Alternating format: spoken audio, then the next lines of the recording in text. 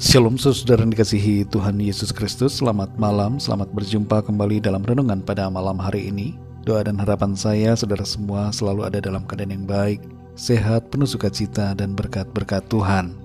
Sebelum kita mendengarkan renungan firman Tuhan, mari sama-sama kita berdoa. Kami datang ke hadirat-Mu ya Bapa di sorga, mengucap syukur untuk segala berkat kemurahan-Mu. Terima kasih untuk pimpinan-Mu di sepanjang hari ini. Tuhan sudah menolong kami dalam segala aktivitas yang kami kerjakan. Terima kasih untuk anugerah dan kebaikan-Mu. Pada saat ini kami mau mendengarkan sabda firman-Mu. Urapi setiap kami ya Tuhan. Dan berikan kami pengertian untuk kami dapat memahami akan firman-Mu. Dalam nama Tuhan Yesus kami berdoa. Haleluya. Amin. Saudara yang dikasihi Tuhan, pembacaan Alkitab kita pada saat ini terdapat dalam kitab Nabi Yesaya pasal 18-19. Saudara dapat membaca dua pasal ini setelah mendengarkan renungan ini. Saya akan membaca Yesaya pasal 19 ayat 22. Tertulis demikian. Tuhan akan menghajar orang Mesir, akan menghajar dan menyembuhkan, dan mereka akan berbalik kepada Tuhan, dan Ia akan mengabulkan doa mereka, serta menyembuhkan mereka. Saudara yang dikasihi Tuhan, seorang pengkhotbah bernama Henry Moorhouse suatu kali menyampaikan firman Tuhan tentang kasih Tuhan. Dalam pertemuan ibadah saat itu ada seorang pekerja tambang yang mempunyai sifat kasar, suka mabuk-mabukan, dan saat mabuk memperlakukan istri dan anak-anaknya dengan kekerasan. Nama orang tersebut adalah Ike Miller.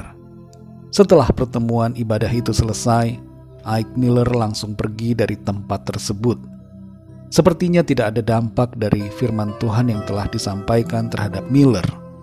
Tapi rupanya saudara, pada saat itu setelah ibadah, Miller langsung pulang ke rumahnya, memeluk dan mencium istri dan anak-anaknya. Hal tersebut tidak pernah ia lakukan selama bertahun-tahun. Dan saat itu ia menangis. Miller berdoa bersama keluarganya.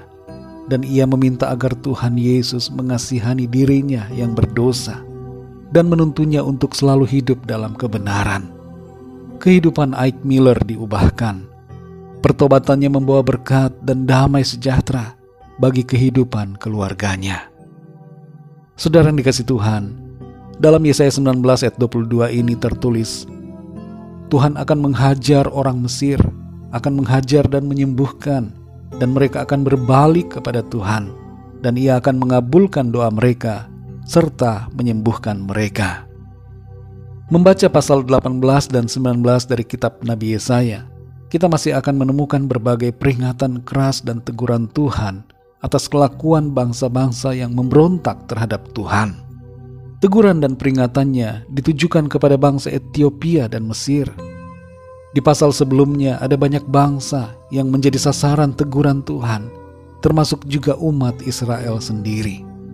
Kalau kita merenungkan tentang ayat ini saudara, kita akan memahami bahwa sesungguhnya Tuhan itu penuh dengan kasih dan kemurahan.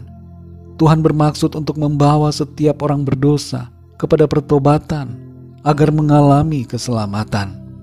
Kemurahan Tuhan ditunjukkan dengan memberikan peringatan sebelum menjatuhkan hukumannya. Kita mengingat bangsa Niniwe yang diperingatkan oleh Nabi Yunus dan mereka bertobat sehingga tidak ditimpa murka Tuhan. Demikianlah saudara, bila kita bertobat, maka kita akan mengalami berkat-berkat-Nya. Di ayat 22 ini disebutkan bahwa Tuhan akan mengabulkan doa dan menyembuhkan. Saudara yang dikasihi Tuhan, hidup terus-menerus dalam dosa tidak membawa kebaikan bagi kita. Seorang influencer mengatakan Tuhan akan bingung untuk menimpakan hukuman kepadanya karena ia berubah sikap menjadi baik. Sesungguhnya saudara, Tuhan tidak pernah bingung karena Tuhan tahu siapa yang bertobat sungguh-sungguh dan siapa yang tidak. Mari kita ambil tindakan nyata untuk hidup dalam kebenaran firman Tuhan. Jangan biarkan diri kita terus-menerus menolak didikan dan teguran Tuhan. Dan jangan mengulur-ulur waktu sebelum semuanya terlambat. Dalam Roma 2 ayat 4 tertulis, maukah engkau menganggap sepi kekayaan kemurahannya, kesabarannya dan kelapangan hatinya? Tidakkah engkau tahu bahwa maksud kemurahan Allah ialah menuntun engkau kepada pertobatan.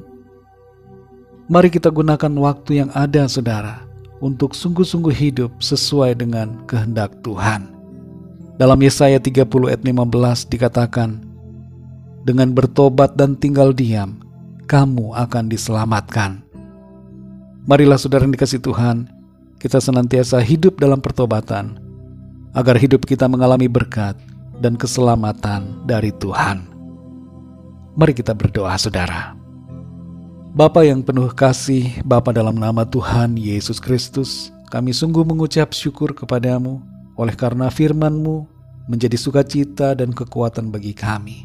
Kami mengerti bahwa Engkau sungguh sangat mengasihi kami, dan itu sebabnya Engkau menegur kami, memperingatkan kami, agar kami hidup dalam pertobatan. Kasih-Mu Tuhan nyatakan melalui peringatan-peringatan-Mu, firman-Mu yang menegur dan menuntun kami untuk selalu berada dalam kasih karunia-Mu. Terima kasih Tuhan untuk kebaikan-Mu. Kami dibentuk menjadi pribadi yang baik, yang berkenan di hadapan Tuhan. Tuntun kami Roh Kudus, penuhi kami selalu, supaya kehidupan kami senantiasa mencerminkan apa yang menjadi kehendak-Mu. Kelahiran baru kami di dalam Engkau.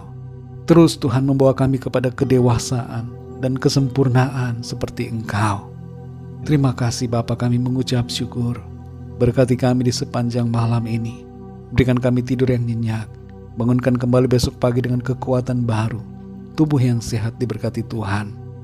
Kami berdoa mohon lawatan Tuhan. Sembuhkanlah yang sakit. Kuatkanlah yang lemah.